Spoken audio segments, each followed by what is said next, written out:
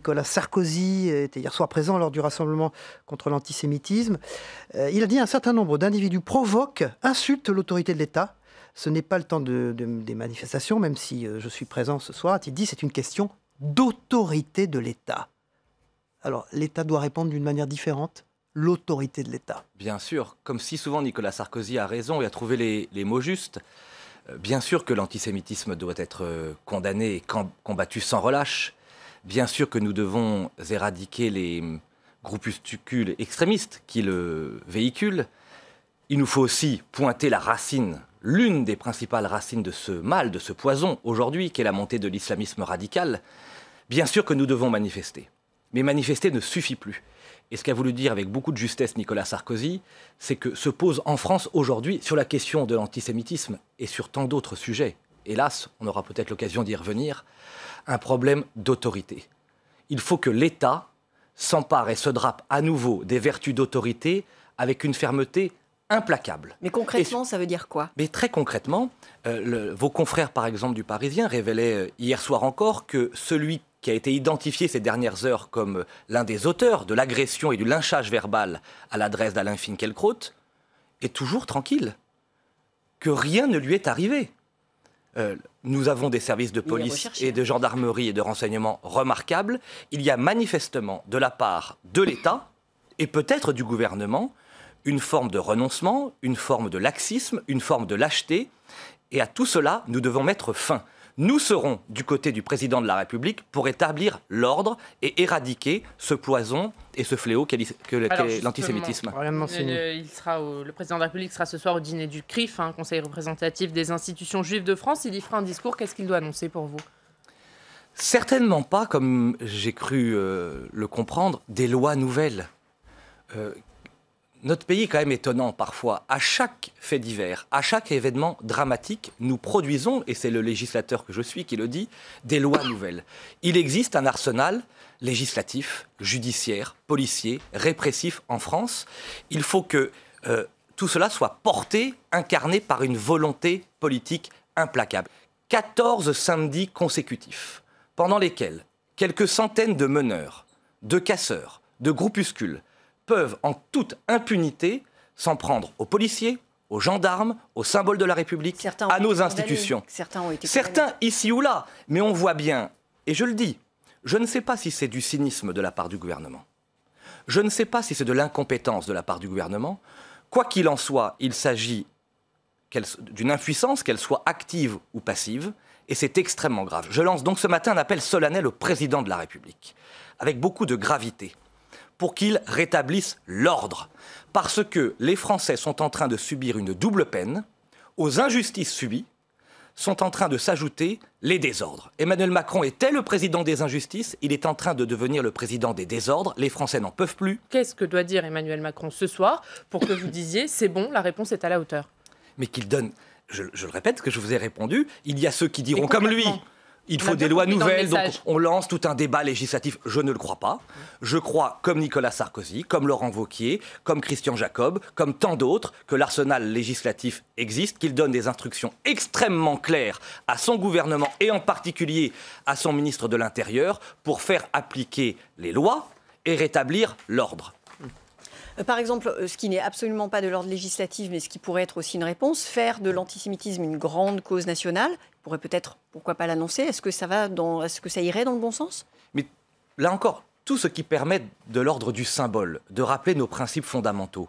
Oui, 10 fois oui, 1000 fois oui. Il fallait manifester. Et ces immenses cortèges qui se sont levés à Paris, comme dans toutes nos villes de province, c'était une belle réaction du peuple français. Mais le peuple français attend des responsables politiques et des gouvernements qu'ils gouvernent, qu'ils décident, qu'ils agissent. Nous demandons à Emmanuel Macron d'agir. Emmanuel Macron n'est plus candidat à l'élection présidentielle. Il est le président de la République. Et avec lui, son gouvernement doivent désormais agir. Je commence à être particulièrement, comme mes compatriotes, exaspérés par cette société qui s'enveloppe uniquement du ton de la compassion, de la colère, de la manifestation, du bavardage. Bavarder, manifester, commenter, c'est bien. Agir, décider avec fermeté, c'est mieux. Alors, puisque vous dites qu'il ne faut pas de nouvelles lois, vous êtes d'accord avec Emmanuel Macron qui dit que pénaliser l'antisionisme, ce n'est pas la solution? Oui, là-dessus, il a probablement raison. Dieu sait qu'il nous faut combattre de manière acharnée, je l'ai dit à l'instant, l'antisémitisme. Ensuite, tout ce qui peut être délit d'opinion. Vous savez, l'antisionisme, la légère subtilité, c'est peut-on ou non critiquer la politique du gouvernement israélien? Ça reste une question d'opinion. Et je crois que là-dessus, il fait preuve de sagesse. Qu'est-ce que vous avez fait, vous, avec ce grand débat national, chez vous, dans le Loir-et-Cher? Bien sûr, nous avons décidé, vous avez noté avec Laurent Wauquiez, contrairement aux extrêmes, parce que nous sommes pour l'apaisement, pour la concorde civile, de participer à ce grand débat. Et j'ai entamé, moi, une démarche inédite dans mon département, dans ma circonscription de Loir-et-Cher. J'ai lancé, il y a 15 jours à peu près, une grande consultation à travers un questionnaire adressé à tous les Loir-et-Chériens. On est déjà, ce matin, à plus de 1500 réponses. Par quel biais? Internet, ou Internet, débat national41.fr, ou à travers un questionnaire papier que j'ai mis dans toutes les boîtes aux lettres. Et le nombre de réponses est considérable. Les Français et les Loir-et-Chériens s'expriment sur des... Qu'est-ce qu'ils vous disent alors? Alors, je suis en train justement de synthétiser ces questionnaires. Et ce qui me marque, c'est 4 grandes priorités qui reviennent de manière systématique et que je porterai à l'Assemblée nationale ou au sein de mon parti en tant que premier vice-président. La première chose, c'est la volonté que le travail soit enfin récompensé. Le sentiment très fort que les revenus du travail ne suffisent plus à vivre, ils permettent simplement de survivre, et que la différence par rapport aux revenus de l'assistance sont insuffisants. Et donc, c'est ce qui vient en premier, ça. C'est ce qui revient, et très nettement en premier, c'est cette volonté qu'on récompense mieux le travail. D'ailleurs, je le propose depuis longtemps. Moi, je souhaite qu'on augmente les salaires des travailleurs dans notre pays à travers une baisse des charges pour les entreprises et à travers un plan de baisse inédit des dépenses publiques de 40 milliards. Est-ce que les Loir-et-Chériens demandent le retour de l'USF ? Alors, sur la question de l'ISF, il y a une majorité de ceux qui m'ont répondu qui réclament le rétablissement de l'ISF au nom de cette forme de justice. J'aurai l'occasion d'expliquer, moi, ma position, puisque j'organise le 7 mars une réunion de restitution. C'est un peu plus subtil que ça. J'aurais fait, disons, l'exact inverse de ce qu'a fait Emmanuel Macron. Vous savez qu'Emmanuel Macron a maintenu l'ISF pour les propriétaires immobiliers, l'IFI, et l'a supprimé pour les spéculateurs. J'aurais fait l'inverse. C'est-à-dire que moi, je propose la suppression et l'exonération totale de l'ISF pour les propriétaires immobiliers, pour tous ceux qui investissent dans l'économie française. Tout entrepreneur, toute personne qui a des moyens, qui investit dans l'économie française, doit être exonéré de l'ISF. Par contre, tous ceux qui s'amusent avec l'argent, ce qu'on appelle les spéculateurs, doivent continuer à être taxés. 2, une lutte contre les injustices. Les Français n'en peuvent plus, et les Loir-et-Chériens non plus, de ce qu'ils appellent les fraudes, qu'elles soient d'ailleurs fiscales, tout en haut, sociales, tout en bas. Ils demandent, et j'ai déposé d'ailleurs un texte de loi à l'Assemblée nationale, avec une peine équivalente, c'est-à-dire je souhaite que tout fraudeur fiscal récidiviste soit exonéré, enfin qu'on lui supprime, pendant 5 ans tout crédit d'impôt, et que tout fraudeur social récidiviste, on lui supprime pendant 5 ans toute aide sociale. Pour créer un électrochoc, c'est 100 milliards d'euros chaque année qui disparaissent de France, 80 milliards de fraude fiscale, 20 milliards de fraude sociale. Troisièmement ? Le troisième point, c'est les questions que nous évoquions tout à l'heure, c'est la question de l'autorité de l'État, entre autres du terrorisme. Pour les européennes, les 2 têtes de liste, la première tête de liste des Républicains, c'est François-Xavier Bellamy, Versaillais, et ensuite Agnès Evren, qui est élue parisienne. Ça ne fait pas vraiment France des territoires. Est-ce que vous le regrettez ? Je l'ai dit, François-Xavier Bellamy, ça n'est pas ma ligne.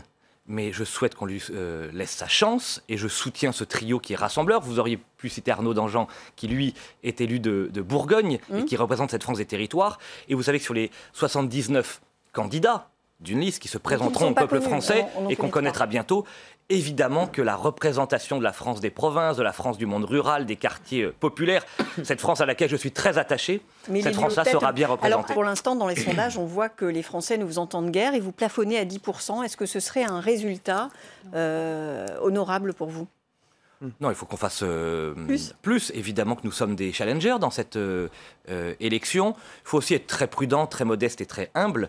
Les favoris des sondages sont rarement les vainqueurs des suffrages. Je crois que les élections précédentes nous l'ont démontré. Ma conviction, c'est que si nous parvenons à incarner cette 3e voie européenne, ni la fuite en avant d'Emmanuel Macron qui veut continuer l'Europe d'hier qui ne marche plus, ni la marche en arrière des extrêmes qui veulent à tort quitter l'Europe, qui est pourtant notre bien commun, si nous arrivons à incarner cette 3e voie, nous aimons l'Europe, mais parce que nous l'aimons, nous voulons la changer en profondeur de l'intérieur. Alors ma conviction, c'est que nous pourrons continuer à progresser.